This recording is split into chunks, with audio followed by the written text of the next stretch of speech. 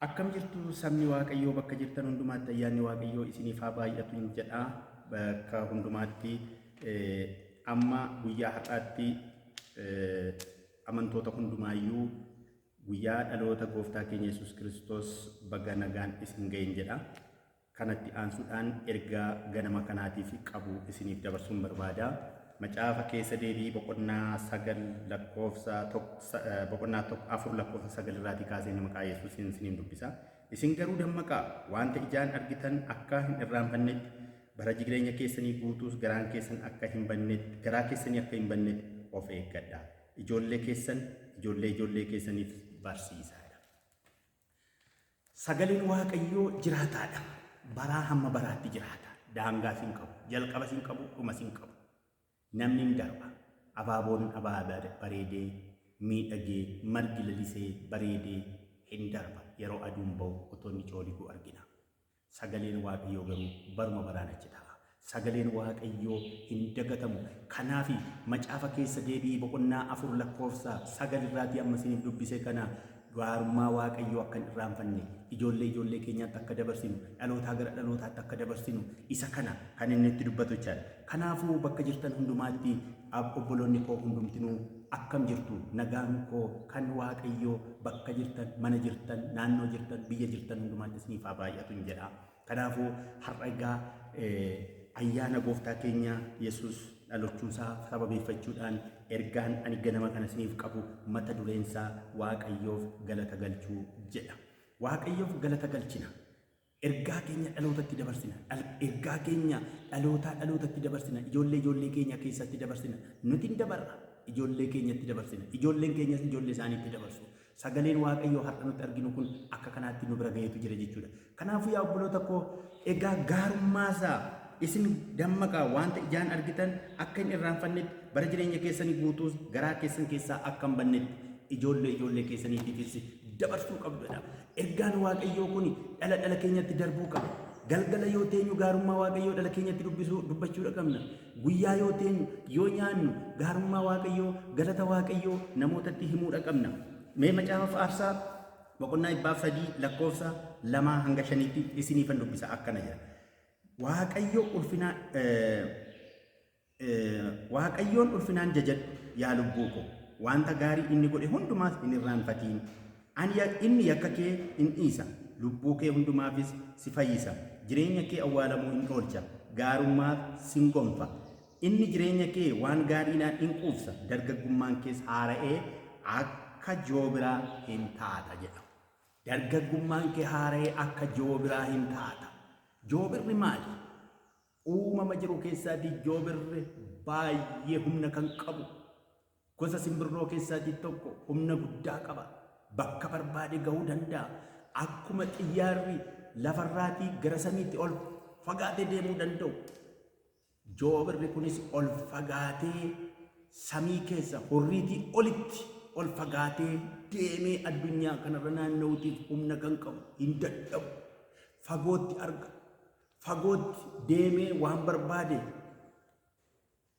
nyaata isaas barbaaddachuu kan danda'u uumama keessaatii gosa allaattii keessaa gosa allaattii cimaa, gosa allaattii waan barbaade gochuu danda'u, waan barbaade adamsee qabuu danda'u, humna kan qabu, fagootti arguu kan danda'u, fagoo deemuu kan danda'u.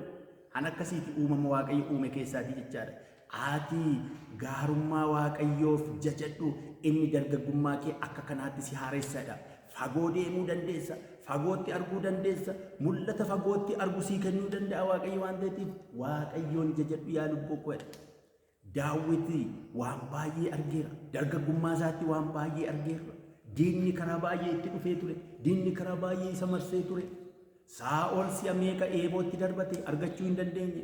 Gooliyaad si'a meeqa billaadhaan rukutuudhaaf yaalee ture, Gooliyaadiin Waaqayyo garagalchee Daawitiin irra oolchee moosisee argamsiise jechaadha.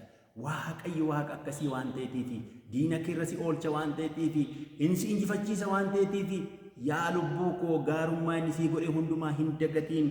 Waaqayyoon jajadhu, Waaqayyo jajannaa keeti jedhee Daawit kanaafi kan inni Waaqayyoof galata kan inni galche jechuudha. Waaqayyoof galata galchuudha qabna. Yoomiyyuu Waaqayyoof galata galchuu irraanfachuu hin qabnu. Ammas mee faarfannaa 32 lakkoofsa 1-2 siniifan dubbisa. Namni irra daddarbisaa dhiifameef cubbuunsaas deebi'ee akka hin argamne godhameef haa gammadu. Namni Waaqayyoon yakka tokkollee irratti hin lakkoofne yaada isaa keessas haxxummaan hin jirre haa gammadu jedha. Daawit jireenya baay'ee keessa akkuma diirama siniin jedhee waan baay'ee keessa darbeera, waan baay'ees dabarseera. Daawit Waaqayyoonis yakkee ture. Faarfannaa 51 irraa dhandhee dubbifanne yakka isaa fi boo'ee gaabbee Waaqayyoon nama kadhatee gara Waaqayyootti deebi'eedha. Kanaatii fi Waaqayyoon galateeffatee lubbuu koo Waaqayyoon galateeffadhu kan jedhe irra darbee immoo namni irra daddarbisaa dhiifameef cubbuunsaas deebi'ee irratti hin lakkaa'amne haa gammaduudha. Yaa saba Waaqayyoo gammachuun kanaa ol hin jiru. Yesuus yeroo dubbate fayyi jechuu moo cubbuun keessii dhiifameera jechuutu irra salpha ta'e. Cubbuun namaa dhiifamuun waan salphaa miti. Cubbuu keenyaaf jedhee ilmi Waaqayyoo gara biyya lafaatti dhufe asitti salphatee, asitti fannifamee, asitti kabalamee, asitti du'ee gara biyya Waaqaatti immoo ol deebi'ee kan gale sababa cubbuu keenyaafi malee waa biraaf miti. Biyya lafaa kana filateetu miti. Namni cubbuu keessaatii kufee akka nafne akka bifa Waaqayyoo akka fakkeenya Waaqayyootti inni uumame kun harka Waaqayyootiin inni uumame kun deebi'ee cubbuutiin firdii jala galee akka lafarraa hin bannee fi ilmi Waaqayyoo gara biyya lafaa kanaatti dhufe. Kanaaf cubbuunsaa ilma Waaqayyootti amanuu isaatiin namni fayyee, namni dhiifamee fi haa gammaduudha. Ilma Waaqayyoo Yesuusin qabaachuu keetii fi cubbuun keessii dhiifameera. Yesuusitti amanuu keetiif cubbuun keessii dhiifameera. Fayyiteetta. Fayyuu keenya kanaani. Kanaaf gammaduu qabna. Cubbuun nuu dhiifamuu caalaa kan nama gammachiisu hin jiru. Cubbuudha du'atti kan nama geessu, cubbuudha gadadootti kan nama geessu, cubbuudha boo'ichatti kan namatti fidu, cubbuudha dha'icha adda addaa kan namatti fidu malee waa biraa miti. Cubbuun keessii dhiifame taanaan waan hundumtinuu sirraatii lafa bu'eera, waan hundumtinuu sirraatii awwaalameera. Kanaafuu gammadeedha sagaleen Waaqayyoo. Cubbuunsaa kan dhiifamee fi haa gammadu. Cubbuunsaa kan dhiifamee fi haa gammaduudha. Faarfannaa soddoma lakkoofsa 3 mee ammasi nan dubbisa. Soddoma lakkoofsa 3. Isin warri Waaqayyoof of kennitan faarfannaadhaan isa jajadhaa, seenaa qulqullinaa isaatiif galata isaaf galchaa. Warri Waaqayyoof of kennitan faarfannaadhaan isa jajadhaa, seenaa qulqullina isaatiifis galata isaaf galchaa. Waaqayyoof warri of kennine kanaafuu isaaf faarfannaadhaan isa jajachuu qabna. Bakka jirru hundumaatti isa jajachuu qabna. Jireenyi keenya kan isa jajatu ta'uu qaba. Adeemsi keenya kan isa jajatu ta'uu qaba. Arrabni afaan keenya keessaatii ba'u kan Waaqayyoon jajatu ta'uu qaba. Akkuma jedhe burqaa tokko keessaatii bishaan gosni lama hin ba'u. Bishaan hadhaa fi bishaan midhaa'e. Yaaqoob. Bishaan midhaa of keessaa baasuu qabna. Arrabni keenya kun waan namootaaf fayyina kennu of keessaa baasuudha qaba. Waaqayyoof immoo galata kan galchisiisu of keessaa baasuu qaba jechuudha arrabni keenya. Arrabni keenya kana kan inni maddisiisuu qabu. Burqaan nu keessaa yaa'u kun burqaa jireenyaa, burqaa fayyinaa ta'uu qaba. Burqaa jireenyaa nu keessa kaa'eeraam Yesuus. Isin soogidda biyya lafaati jedheen nuti soogidda. Biyyi lafaa kun soogidda hin hadhoofti. Yoo nuti hin jirru taate hin hadhoofti. Atis yoo hadhaa taate argamte homaa waa hin baaftu jechuudha. Soogiddi soogiddummaa isaa of keessaa baasee gate jennaan maaliif dhaamre dhagaa jedhanii gatu malee jedha. Dhagaa ta'uu hin qabnu, soogidda ta'uu qabna. Soogidda taanee biyya lafaa kanatti midhaa'uu qabna. Biyyi lafaa kun akka karaa keenya Waaqayyoo gara Waaqayyootti akka isheen dhiyaattu gochuu qabna. Isa kana Nohi waggaa 120 biyyi lafaa akka isheen fayyituuf soogidda ta'eetu bidiruu tolfadhaa, kan ittiin badisa ooltan bidiruu tolfadhaa jedheetu lallabaa ture. Namni isan dhageenye. Lot akkasuma Waaqayyo akka inni biyya balleessuu akka inni danda'u gaarummaa isaa argisiisee, qajeelummaa isaa argisiisee naannoo jiraatutti jiraachaa ture. Garuu namoonni akka Lot jiraatetti jiraachuu dhabatanii ibiddaaf ta'an.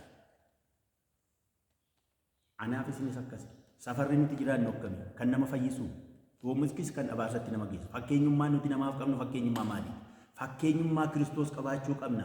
Phaawulos garbichi Waaqayyoo kan hin dubbate ani Kiristoosiin akkam fakkaadhe Kiristoos na keessa akkuma inni jiraate isinis immoo akkasuma na fakkaadhaa jedhe. Ani fakkeenyummaa Kiristoos fudhee isiniifis fakkeenya ta'uufan jira. Isinis fakkeenya koo fudhadhaa. Biyya lafaafis immoo akkasuma ta'aa fakkeenya ta'uu qabna. Isin ibsaa biyya lafaati kan hin jedhe ibsaa namni ibsee guuboo jala kaa'u hin jiru. Tulluurra kaa'a yookiis immoo gararraa bakka namoota hundumaaf ifuu danda'uttidha kan namni ibsaasaa ibsatudha. Ati ibsaa biyya lafaa ta'uu kee beekuu qabda. Ibsaa tulluurraa ifu tulluurratti kan ifu hundumaa biyyi lafaa hundumtuu tulluu sanarratti hin arga. Ibsaan kee akkas ta'uudha qaba. Guuboo jala kan taa'e ta'uu hin qabu. Makiliitii keessatti kennameera ittiin hojjedhuuti ittiin dhalasaa fidisiin jedheedha. Makiliitii 5 isa fudhatee 10 godhe 2 fudhatee isa 4 godhe sana taa'uudhaan qaba. Kan natti kenne kan sitti kenne Waaqayyo isa kanadha jechuudha. Fakkeenya akka taanuufi karaa keenya biyyi lafaas akka inni fayyuufi karaa keenya ollaan keenya naannoon keenya fayyina akka inni argatuutiifi jechuudha. Kanaatiifi akkas gochuudha qabna. Isaayyaas 40 lakkoofsa 30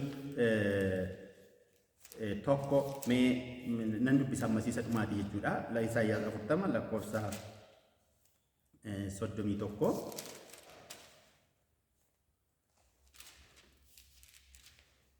akkana jedha.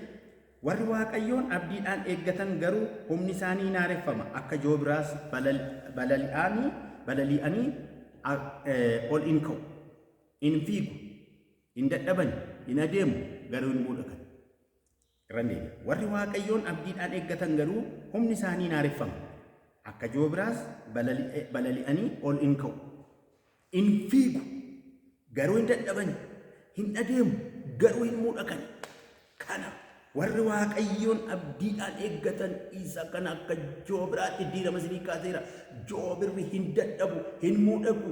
Gosa simbirrootaa jiran keessaatii samiitti ol fagaatee kan deemu, fagootti arguu kan danda'u, fagoo deemuu kan danda'u, kan hin dadhabne. Keessumaa inni xiyyaara faana waluma qixa jechuudha. Naannoo xiyyaarri gahuu danda'ullee gahuu danda'a joobirri jechuudha. Uumaan Waaqayyo uume keessaatii joobirri gosa simbirrootaa keessaa humna guddaa kan qabu, fagootti arguu kan danda'u, fagoo deemuu kan danda'u, kan hin dadhabne, biyyaa gara biyyaatti qaxxaamuruu kan danda'u. Xiyyaarri nadaajiin keessaa dhumuu danda'a. Kan joobiraa keessaa hin dhumu. Waan Waaqayyo uume keessaa kana ati Waaqayyoon abdatta yoo ta'e akka joobira kanaa hin dadhabdu, hin mul'attu, hin deemta, hin dadhabdu, hin balaliita, hin mul'attu, fagootti argita, fagoos deemta. Waaqayyoon yoo abdiidhaan eeggatte fagoo deemuu dandeessa, fagootti arguu dandeessa. Waaqayyo kan ittiin fagootti argitu mul'ata siif kenna. Mul'ata dhugaa si keessa kaa'a. Mul'ata hin dabne, mul'ata hin cabne, mul'ata dafee hin kufne si keessa kaa'a. Mul'ata sanaatiin kan ati fagoo deemtee waan hundumaa gochuu dandeessuuf Waaqayyo akka kanaa siif hojjeta. Abdiidhaan eeggadhu Waaqayyoon. Daawit garbichi Waaqayyoo gammoojjii keessa taa'ee Waaqayyoon kadhachaa ture. Saa'ol yeroo isa adamsu sana Waaqayyoon abdiidhaan eeggachaa ture. Waaqayyo diina isaa akka inni rukuchuuf jiru Waaqayyo waan beekuuf waan amanatuuf abdiidhaan gammoojjii keessa taa'ee Waaqayyoon kadhate. Waaqayyo hin isa injifachiise. Waaqayyo deebisee teessoo Saa'ol irra isa kaa'ee mootii Israa'el isa godhe. Yoo Waaqayyoon obsaan eeggatte akka Daawit mootee kunoo teessoo mootummaa irra teessa. Mul'ata fagoo siif kenna Waaqayyo jedha. Mul'ata ati qabdu sana Waaqayyo biraan si ga'a. Yoo Waaqayyoon abdiidhaan eeggatte, yoo Waaqayyoon amantiidhaan eeggatte, amantiin iddoo guddaa qaba. Amantiin humna guddaa qaba. Waaqayyoon waan arganne keessattis waan dhabne keessattis Waaqayyoon galateeffachuudha qabna. Yoo rakkinni nurra ga'e Waaqayyo nurraa hin ga'e jechuu hin qabnu. An akkas jedhan jiraachuu danda'u. Waaqayyo rakkina nurraan hin ga'u. Waaqayyo abdiidhaan akka ati eeggattuuf qorumsa keessattis taate, gammachuu keessattis taate abdiidhaan eeggachuu qabda. Iyyoob garbichi Waaqayyoo nama qulqulluu, nama qajeelaa ture.